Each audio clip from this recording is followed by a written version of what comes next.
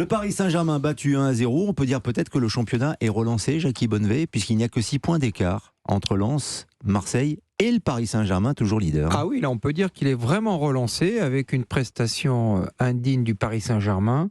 Alors 2-3 petites constatations. Déjà, le banc de touche lyonnais, et comme on l'a dit, comme on le voit, a été beaucoup plus performant parce que quand on fait rentrer à Lyon Cacré, Tolisso, Aouar, Dembélé, voire le jeune Barcola, et que le Paris Saint-Germain fait rentrer Étiquité, Zahiri, Garbi et Ruiz, donc déjà un banc beaucoup plus important et performant à Lyon. Mais ce qui m'a le plus impressionné négativement pour le Paris Saint-Germain, c'est surtout quand un joueur a la balle, il y a les 9 autres qui marchent. À partir de là, c'est un état d'esprit surprenant, aucune réaction, aucune volonté, aucune agressivité, comme si on se contentait de perdre tranquillement ce match. Et je crois que Grégory l'a annoncé. Et c'est ce qui s'est passé. Absolument. Je prends Alain en ligne, auditeur d'Europe 1 qui nous a rejoint et supporter du Paris Saint-Germain. Bonsoir Alain.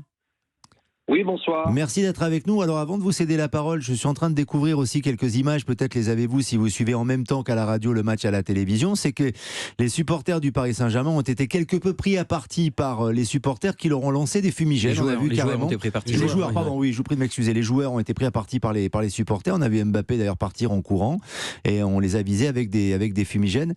Ça tourne au vinaigre véritablement là, les relations entre le Parc des Princes, les supporters et le PSG, parce que les supporters, Alain, ont tout droit d'être en colère ce soir. C'est indigne ce que font les joueurs du PSG sur le terrain en ce moment.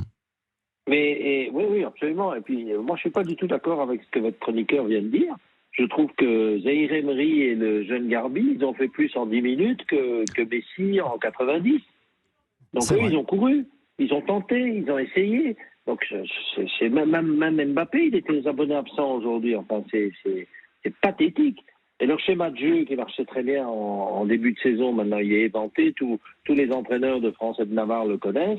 On prend la prise à deux, etc. Mais effectivement, l'engagement. Je serais curieux de savoir le nombre de dribbles tentés et réussis par Messi. 0. Ben voilà, Messi pour la réussite, de la stat. Voilà, donc voilà, non, il faut. Ils sont partis pour perdre le championnat. Ils vont nous faire le coup de Lille il y a quelques années. C'est pathétique.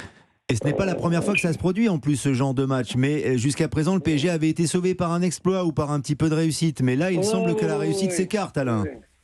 Oui, non, il faut mettre ceux qui ont faim. Moi je trouve que le défenseur central c'est malheureusement pas une réussite parce qu'il perd beaucoup de ballons quand même, mais les deux petits milieux, je trouve qu'ils méritent leur chance, en tout cas autant que les Sanchez, Verratti qui est essoré. Messi, je ne sais pas s'il pense à Barcelone ou en tout cas où il a la tête, mais il marche. Enfin, il faisait doux au parc ce soir, donc c'est bien, il fait une belle balade. Mais franchement, le titre, c'est loin d'être dans la poche. Hein, donc faudrait vraiment. Je pensais que sur ce match, Galtier allait sortir Messi. Peut-être que c'est Messi qui va sortir Galtier et que Galtier va perdre sa place d'entraîneur. Merci infiniment Alain d'être intervenu sur l'antenne d'Europe 1. Vous le savez, désormais nous donnons la parole à nos auditeurs et demain vous pourrez composer le 39-21 pour vous exprimer et analyser l'actualité du sport et du football, notamment le foot étranger ou, comme l'a fait Alain, le Paris Saint-Germain. Je vous cède la parole Grégory Schneider, mais je vous livre 2 stats quand même. Colin Abgral m'a donné 2 stats très intéressantes par rapport au parcours du Paris Saint-Germain qui en est à 2 défaites d'affilée. En championnat. Ce n'était pas arrivé 2 défaites d'affilée en championnat depuis la saison 2011-2012, avec 2 défaites contre Nancy et Marseille. Nancy au Parc et Marseille au Stade Vélodrome. Mais, parce que la première défaite à domicile, enfin la première défaite de ces 2 défaites d'affilée, c'était contre Rennes, et ensuite il y a eu donc ce soir Lyon 1-0, c'était 2 défaites au Parc des Princes. Et c'est 2 défaites à domicile, ce n'était pas arrivé depuis septembre 2007. Depuis septembre 2007, Bordeaux et Rennes, Grégory Schneider. C'est grave. On est à 8 défaites en 10 semaines, c'est-à-dire que c'est une équipe qui est pratiquement sur un rythme d'une défaite par semaine. Quand on regarde le Paris Saint-Germain et ses 770 millions de masse salariale, on dépasse le milliard quand même. C'est-à-dire que C'est absolument invraisemblable. Alors, pour répondre à votre auditeur, c'est très important ce qu'il a dit. Il n'a pas sorti Messi parce que Messi est en négociation pour prolonger son contrat au Paris Saint-Germain, que ça se discute entre Doha et lui et que ça passe très au-dessus de ceux qui sont là. Il faut comprendre qu'à un moment donné, c'est plus du sport.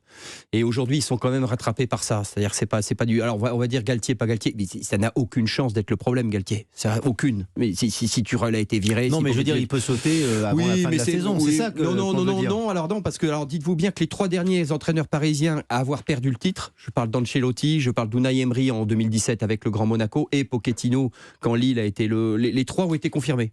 C'est-à-dire que c'est une curiosité du Paris Saint-Germain quand vous perdez le titre, vous êtes confirmé. Tuchel a été viré en cours de saison. Non, il était champion quand il a été viré. Oui, il était mais champion. Il a été viré en cours de saison. Oui, parce que il avait maladroitement communiqué sur les Qataris en disant je suis pas entraîneur de football, je suis ministre de Galtier l'Intérieur. peut se rappeler d'être champion. Hein. Non, mais ce que je veux dire, c'est que il faut pour le sort de Galtier, il faut décorréler le sport de son sort à lui, puisque il n'est pas jugé là-dessus. C'est pas à ce niveau-là. Juste un mot de conclusion avant les informations, Grégory Jérôme Papin.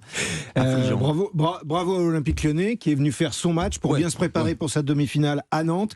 Et puis juste petit clin d'œil pour la dernière fois que Lyon était venu gagner, c'était lors de la saison 2020-21, c'était le 13 décembre, ici même au Parc des Princes, 1-0.